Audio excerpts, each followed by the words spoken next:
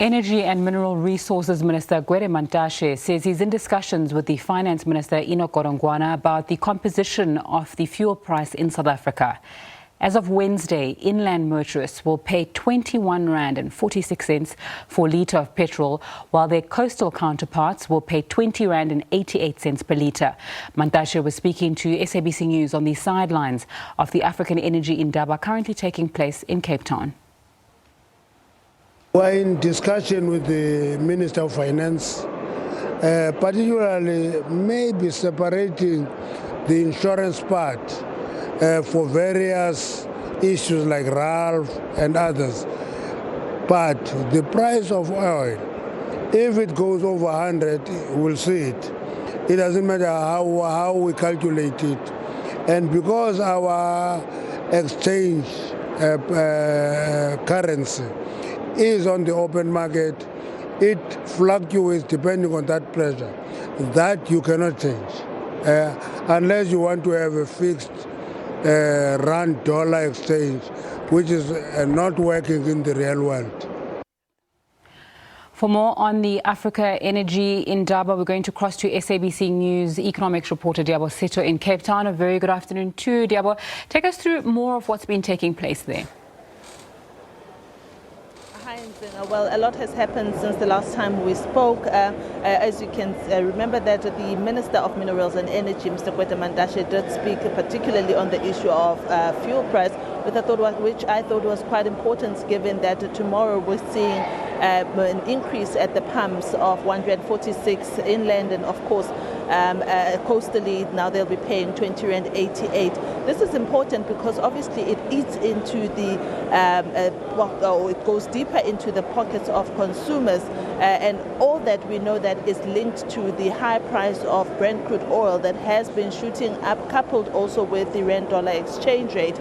These are all on the sidelines of what is happening, or the discussions of the sidelines that are happening here at the Africa Energy Indaba in Cape Town. There are a myriad of other issues that are being discussed. Among those is the issue of a just transition, not just in South Africa, but in the continent. Remember, it is the Africa Energy Indaba and not necessarily the South African Energy Indaba. I went out to seek a representative from the Nigerian consulate to come speak to us about the kind of challenges and opportunities that are there in Nigeria when it comes to energy. Just like South Africa, Nigeria also has its own challenges of energy security. And I have with Mr. Erhaze Ehiabhi. He is with the Consulate of Nigeria, and he's going to share with us a little bit more and give us insight onto the energy challenges and opportunities in Nigeria. Mr. Ehiabhi, thank you so much for making time for us on the SABC News. As I said to my colleague Nzenga, that the energy challenges are not just limited to South Africa. Nigeria also has its own challenges, which the president has said that you need to start looking inward now for homegrown solutions. What do you think those homegrown solutions in Nigeria should look like? Thank you very much for having me.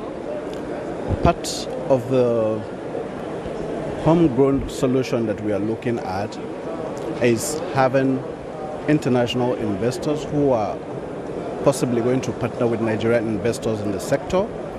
And in this regard, we continue to explore every means to make sure that we attract these investors to our country, Nigeria.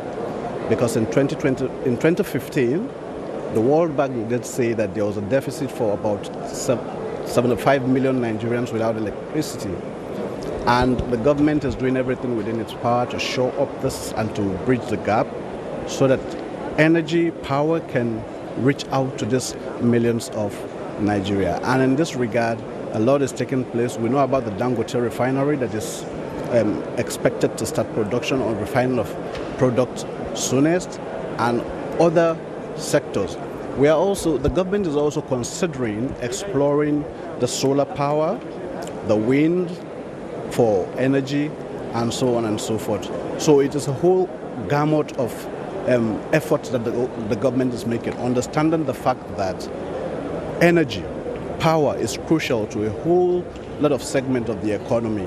Talk about employment for small-scale businesses and so on and so forth. You talk about manufacturing, the manufacturing sector, the need power, and so on and so forth. So indeed, government is working around the clock to to ensure that this issue of power become a thing of the past in Nigeria.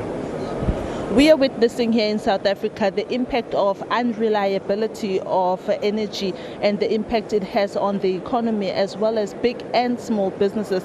What is the picture looking like in Nigeria? Well, the picture in Nigeria is not very different from what we have here in South Africa. We have communities without power, and this is what investors, I think, what we consider as a challenge to us should actually be opportunity for the investors so that such communities can be met with. Then we have the issue of transmission, because one thing is to generate this power, another thing is to get it transmitted to the consumers who actually need it. This also presents yet another opportunity for investors in that particular area. Then we have the issues of technicalities or expertise, which some countries, as we know, are well advanced in the solar and the wind energy generation. They can also bring this expertise to Nigeria as a country so that we will also benefit from it while they're also making the profit from the whole process. So it is not much different, like I say. Just as the South African government keeps making effort, the same thing with the Nigerian government, we keep making effort, understanding the very fact that energy is key, very key to the economy, especially when we talk about medium and small scale industries. And lastly, looking at the energy picture continentally wide, what do you think the African solution should look like for the continent, for us to attract investment at a wider scale and for our economies to do better? I know that as Nigeria, you depend a lot on oil, and even so, you still need an energy sector that is reliable, that is working well. In your view, what does an African solution when it comes to energy, what would it look like? Well, an African solution is, what I will say is, we look at the fluctuation of the internationally acceptable currency, talking about the dollar now, and we see how we can fit this gap with our local currencies so that when investors come in, the fluctuation in international currency or the movement will not affect such investment.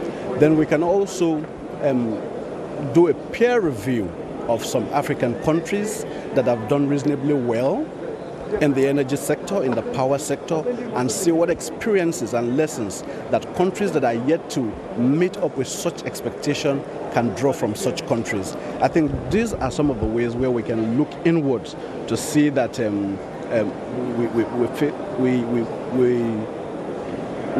to see that the gap is bridged for countries that have and for countries that have not been able to meet their energy needs. And again, we could come up with incentives, and again, following the African Continental Free Trade Agreement, we could look at how we can also bring the energy challenge to take advantage of this free African Continental Free Trade.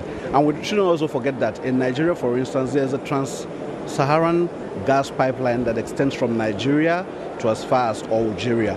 Countries, we can reach such agreements within African countries so that the solution we are looking for may not necessarily come from outside the continent, but come from within the continent. Mr. Erhaze Ehiabhi, thank you so much for sharing your views with us on Point at the SABC channel. Thank you so much. Nzinga, that is Mr. Erhaze Ehiabhi. He is with the Consulate of Nigeria. He's been sharing his views on what an African solution would look like in the energy front. Remember that we are at the Africa Energy Indaba, where everything energy is being spoken about. We have behind me exhibitors, people or businesses that are in the energy space. We will be speaking to some of them, finding out, what kind of solutions are there, renewable energy solutions, gas solutions, which are some of the things that have been touted that could help with the energy poverty that the Minister of Minerals and Energy, Mr. Gwede Mantashe, spoke about in his speech this morning, saying also that The price of, or the high price of electricity also contributes a lot to what he terms energy poverty, where it excludes particularly those who are in the rural areas from accessing energy and working and having energy that is sufficient for their day-to-day lives. And he says that this needs to be looked at. Zinga, it's over to you.